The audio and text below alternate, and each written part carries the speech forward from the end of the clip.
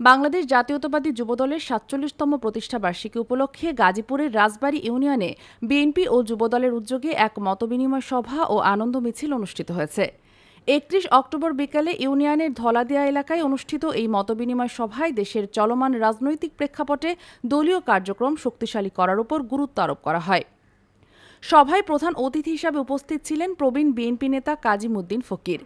Rajabari union বিএনপির আহ্বায়ক নাজমুল হুদা শাহিনের সভাপতিত্বে অনুষ্ঠিত সভাটি সঞ্চালনা করেন ইউনিয়ন বিএনপির সদস্য সচিব রাকিবুল ইসলাম রাকিব মোড়ল।